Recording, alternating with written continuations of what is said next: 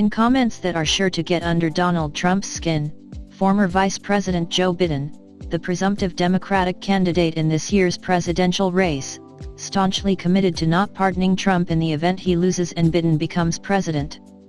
He vowed he would not pull the same move former President Gerald Ford did. Biden took part in a virtual town hall on MSNBC on Thursday night. He was asked by a viewer whether he would be willing to commit to not pulling a President Ford and pardoning his predecessor under the pretense of healing the nation. "Absolutely, yes. I commit," Biden firmly responded. He added, "It's hands off completely. Look, the Attorney General of the United States is not the President's lawyer. It's the people's lawyer."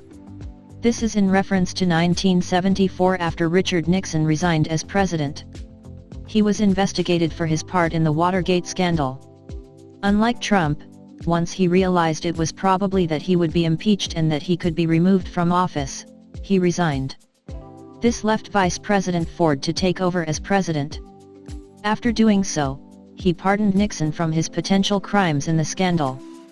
There are many legal and criminal matters Trump has been involved in since he took office.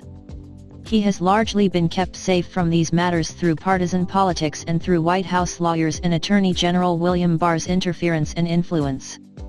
There have been a handful of Trump's advisors in his campaign and administration who have served or are serving time, and some have implicated him in crimes as well. Trump has let it be known that he feels untouchable. He has said as president he can do anything.